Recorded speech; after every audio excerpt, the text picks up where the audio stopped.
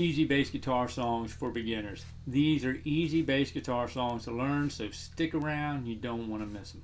Alright, and if you're new here, I'm Donald with the bass instructor of the How to Play Bass online course at iwanttoPlayBass.com. Jump over there, subscribe, become a member for free, and sign up when you're serious about reaching your bass playing goals. And this is I Want to Play Bass, your YouTube channel. Everything bass, guitar tips, bass guitar reviews, bass guitar gear reviews, and all that good stuff. So subscribe, hit that bell, get in the loop, and don't miss a beat. Alright, let's get on with it. Now, this song, I'm not going to give it to you. I'm going to see if you can guess it. So leave me a comment down below. This is probably the most popular song. You hear it everywhere.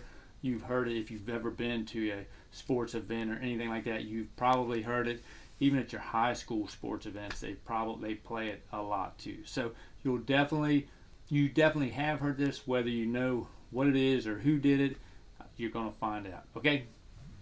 So this is an intro that is so popular, and it is fun to play, but it is, if you're a guitar player, that was a guitar virtuoso that played that years ago, and we lost him way too soon. So this is a good one. Now it starts off, and you probably already guessed it off that first note. You're probably thinking, I know what this is. So here it is.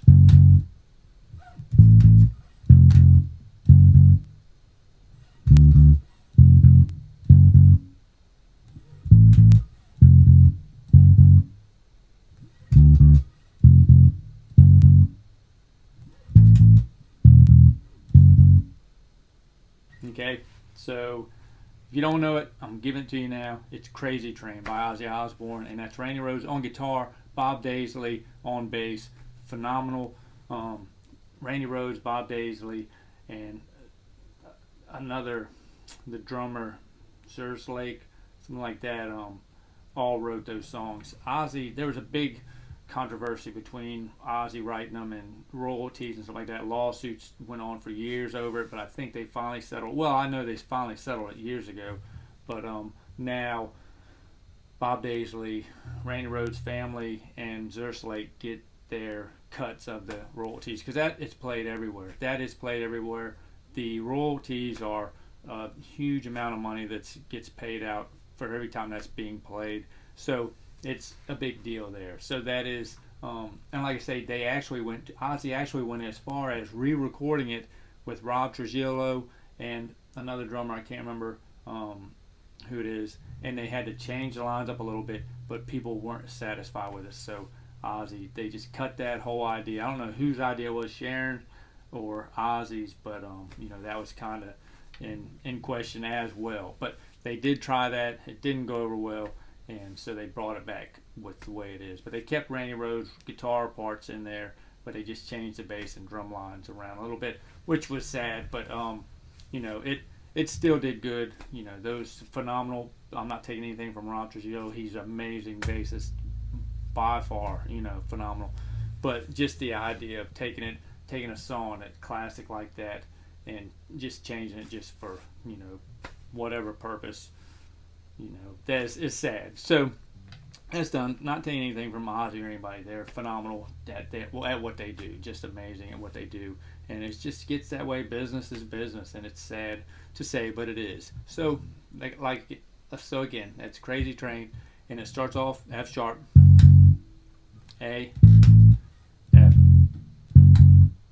Okay, F sharp, A, F, and F sharp. Okay, and then it goes to D, F, and F sharp. Okay.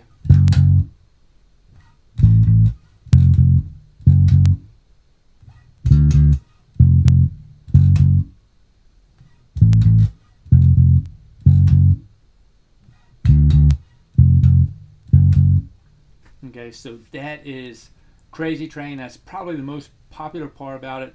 I can break the whole song down for you.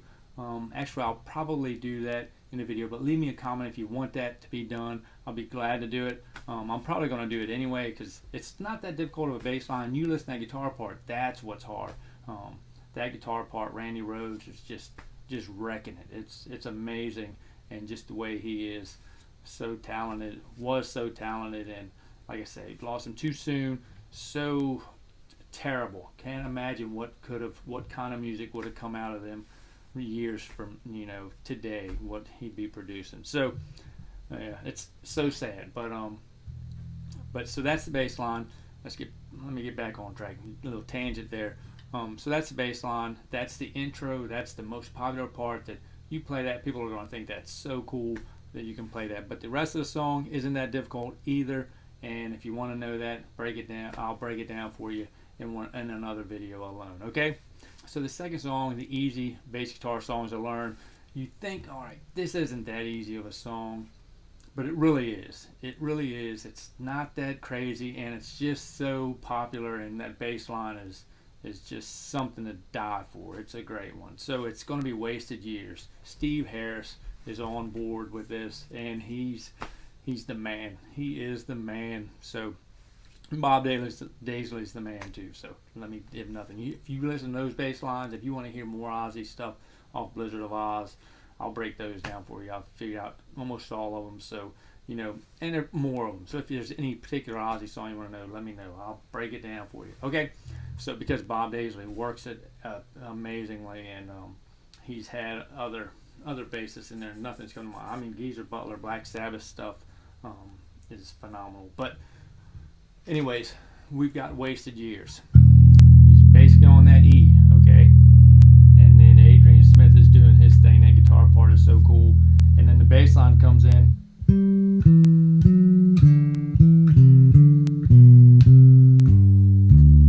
Okay, and all that is going to be open E. Then you go to the G on the 12th fret, E, F sharp, D, E, C, B, C, D, B, G, D. Okay, so G, E, F sharp, D, E, C, D, B, G, D. Okay, so that's just going to be that right there. Just watch your rhythm on there. It's not just quarter notes or eighth notes the whole way down. It's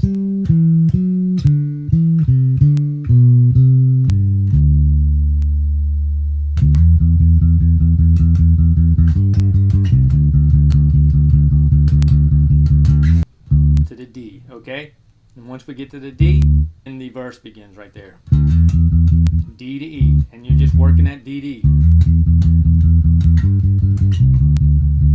And that's going to be G, C, okay? Because that rhythm's a little off,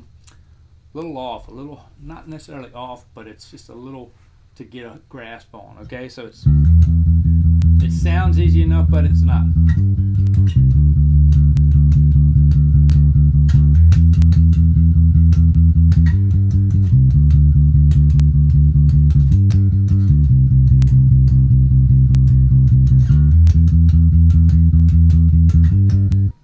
Okay, so that's all that is. C to D to E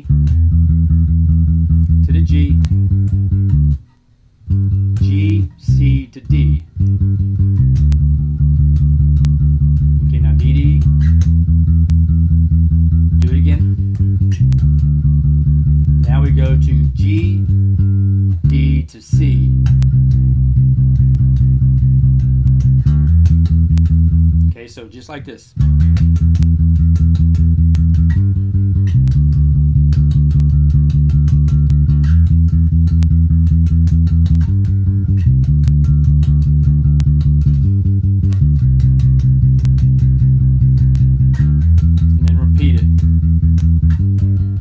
Repeats that 2 times. Then it goes into a chorus. G, C, A, D. And then he does his famous root 5th octave lick. D, and then C, A, E to D.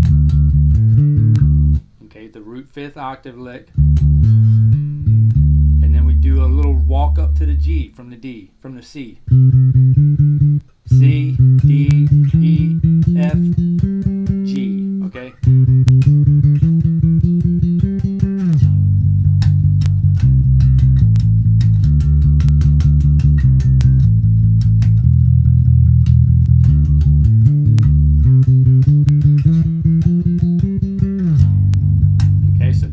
first time. The second time is doing this. No walk up.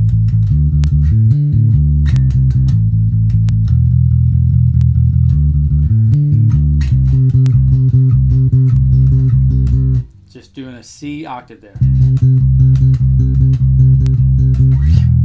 So it actually goes back into the verse again.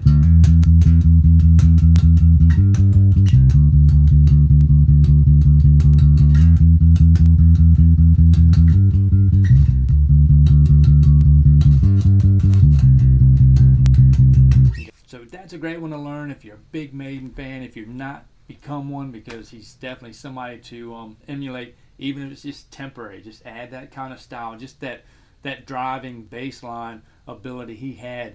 Gain that in your playing, so you can do that when needed. And because it's nothing like that. That bass is what gets people moving. It's the groove is what makes you move. And if you can drive it like that, people just feel it in their heart. You know, you want to get them emotionally. You want to reach them. So hope you got some value out of that. If you did, help me help you. Hit that like button, and I'll catch you on the flip flop in the next video. Bye for now.